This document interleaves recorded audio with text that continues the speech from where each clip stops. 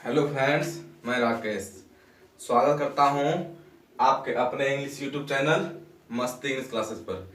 पिछले वीडियो में आपने प्रेजेंट परफेक्ट कॉन्टिन्यूअस के एफर्मेटिव सेंटेंस को जाना था कि कोई भी ऐसी सेंटेंस जो प्रेजेंट परफेक्ट की एफर्मेटिव हो उसे आप कैसे ट्रांसलेट करेंगे। आज के वीडियो में आप सीखेंगे प्रेजेंट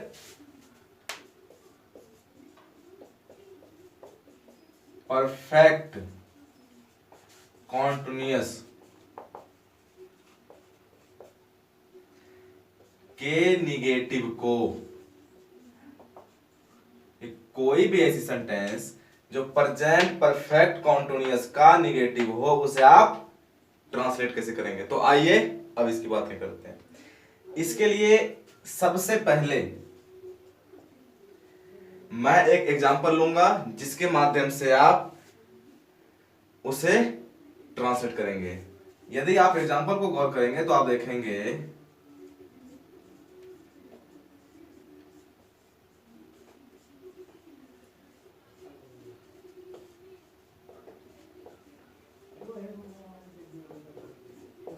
आप वर्षों से नहीं खेल रहे हैं। इसका अर्थ हुआ कि यदि मैं नहीं को स्किप करूं या हाइड करूं तो आप देखेंगे आप वर्षों से खेल रहे हैं। इसका अर्थ हुआ कि यदि आप इस सेंटेंस के मीनिंग को समझेंगे तो आपको पता चलेगा कि किसी भी आपके द्वारा आप वर्षों से खेल रहे हैं। इसका अर्थ हुआ उसने बहुत खेल लिया होगा। तो जो उसने खेल लिया वो परफेक्ट हो गई और जो वो अभी खेल रहे हैं वो क्या हुई, कंटिन्यूअस हुई।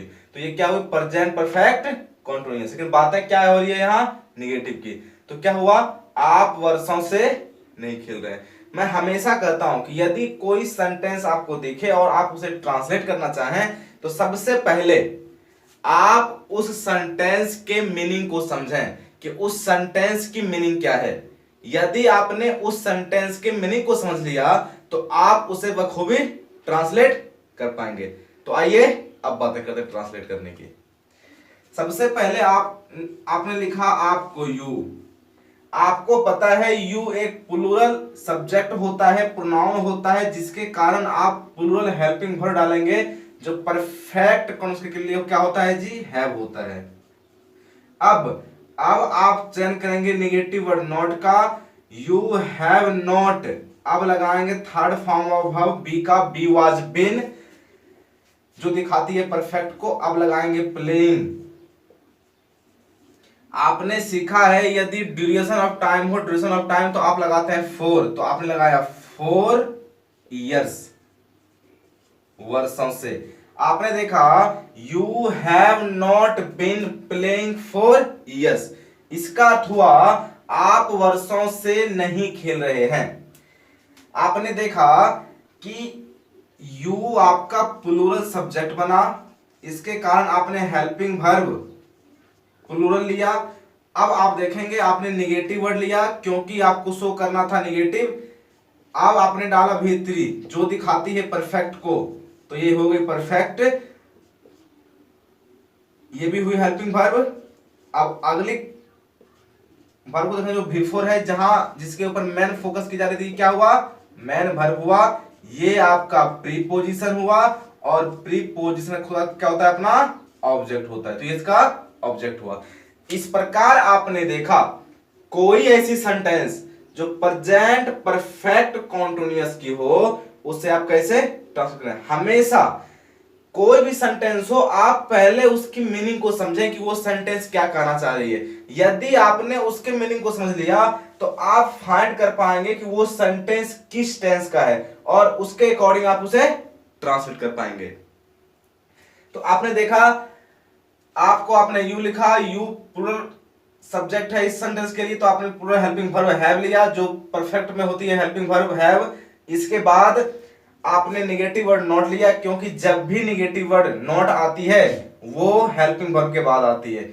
इसके बाद आपने third form of verb been लिया जो दिखाती है परफेक्ट को, जो ये भी इस सेंटेंस के लिए हेल्पिंग वर्ब का काम कर रही है। अगले वर्ड को देखेंगे तो मेन फोकस प्लेइंग के ऊपर हो रही है, क्या बना, मेन वर्ब बना, 4 आपका प्रीपोजिशन बना। इसके बाद आपने बातें की ईयर की, ईयर्स की, तो आपको पता है कि प्रत्येक प्रीपोजिशन का अपना क्या होता है, ऑब्जेक्ट होता है। तो ये क्या हुआ, ऑब्जेक्ट, और ये दोनों मिलकर प्रीपोजिशन फ्रेज बनाती है। अब ये कैसे बनाती है इसकी बातें बाद में होगी, अभी हमें सिर्फ ट्रांसलेट के ऊपर फोकस करनी है। अब आइए मैं एक सेंटेंस और लेता हूं जिसके माध्यम से आप प्रेजेंट परफेक्ट टेंस के निगेटिव को सीखेंगे।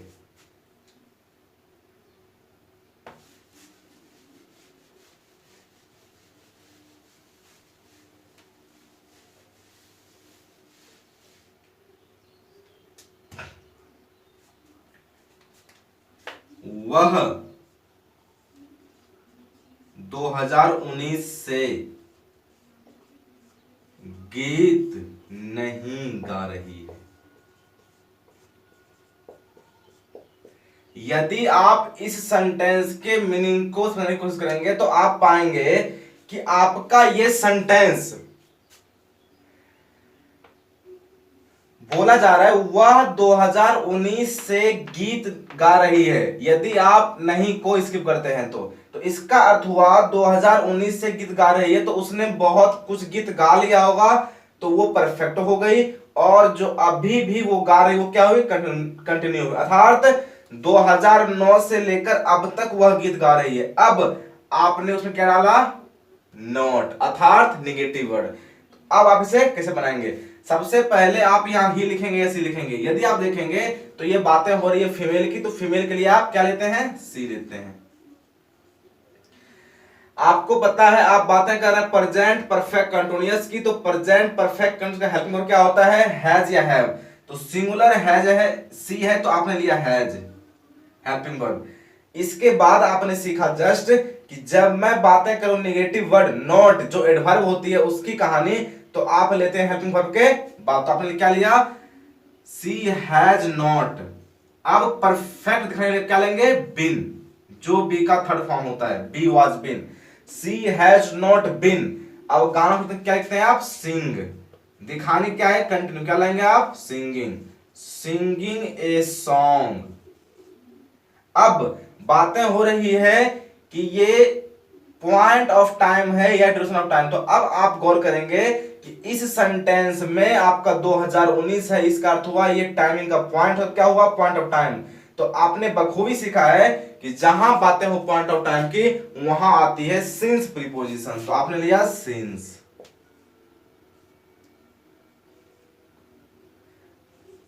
टू 2019।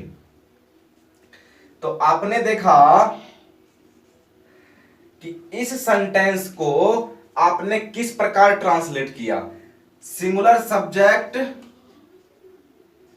Singular helping verb.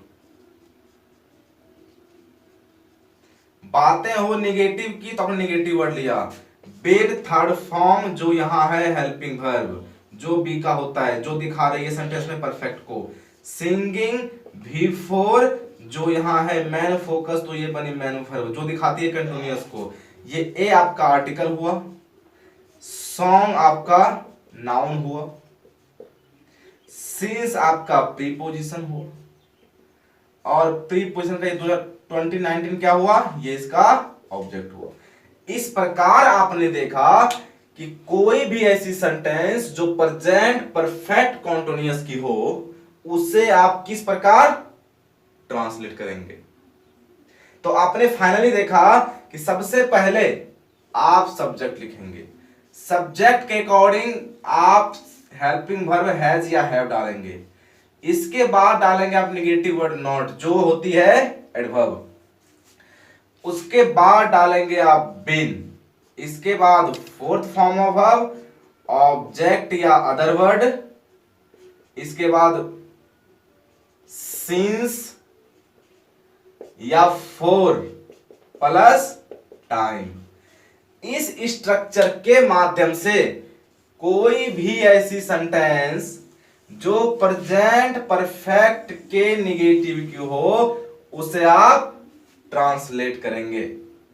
हमेशा याद रखें कि सबसे पहले आप सेंटेंस की मीनिंग को समझें। जैसे आपने सेंटेंस की मीनिंग को समझा, मीनिंग को समझने के बाद आप उनके सेंटेंस के स्ट्रक्चर को फॉर्म करें कि आखिर वो सेंटेंस जिसकी मैंने मीनिंग समझी वो किस टेंस का वाक्य है।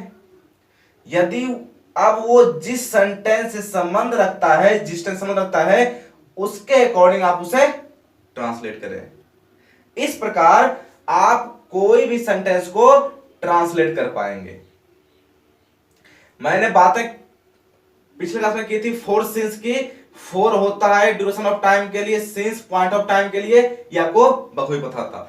और एक बात मैंने ये भी डिस्कस की थी कि बिना टाइम के आपकी प्रेजेंट परफेक्ट कॉन्टिन्यूअस की सेंटेंस नहीं लिखी जाती, ना लिखना संभव है। इसलिए आप इस टाइम को हमेशा लिखें यदि आप कोई सेंटेंस प्रेजेंट परफेक्ट कॉन्टिन्यूअस की लिखते हैं, नहीं तो वो अपनी सेंस और मीनिंग सही नहीं देगी, जिसके कारण वो सेंटेंस आपका रॉन्ग हो जाएगा। इसलिए हमेशा यदि बातें प्रेजेंट परफेक्ट सेंटेंस की आप करेंगे तो हमेशा सब्जेक्ट के अनुसार हैज या हैव डालें। सिंगुलर तो सिंगुलर हैज, प्लूरल तो हैव, इसके बाद डालें नॉट, इसके बाद बीन डालें, V4 डालें, ऑब्जेक्ट वर्ब डालें, सिंस डालें, जहां पॉइंट ऑफ टाइम हो 4 डालें, जहां ड्यूरेशन ऑफ टाइम उसके बाद आप टाइम का प्रयोग करें। इस प्रकार आप इस स्ट्रक्चर के माध्यम से प्रेजेंट परफेक्ट कॉन्टिन्यूअस टेंस के किसी भी सेंटेंस को ट्रांसलेट कर पाएंगे। आई थिंक यहां तक की क्लास आपको समझ आई होगी कि किस प्रकार आप किसी भी निगेटिव को जो प्रेजेंट परफेक्ट कॉन्टिन्यूअस की होगी उसे आप ट्रांसलेट करेंगे। इसके बाद मैं चर्चा करूंगा प्रेजेंट परफेक्ट कॉन्टिन्यूअस के इंट्रोगेटिव सेंटेंस की, कि आप कोई भी ऐसी सेंटेंस जो इंट्रोगेटिव की हो, प्रेजेंट कॉन्टिन्यूअस की हो, उसे आप किस प्रकार ट्रांसलेट करेंगे और उसके ट्रांसलेशन की क्या विधि होगी, क्या करने की वे होगी। यदि यहां तक आपको यह क्लास पसंद आती हो तो आप अपने चैनल मस्ती क्लासेस को सब्सक्राइब करना नहीं भूलें और इसे दूर दूर तक फैलाना भी नहीं भूलें। ये सारे के सारे प्रयास आपके लिए की जा रही है। हमेशा मेरी कोशिश होगी कि मैं आपको इजी से इजी कंटेंट प्रोवाइड करूं। तो चलिए मिलते हैं अगले वीडियो में, तब तक के लिए नमस्कार एंड बाय बाय।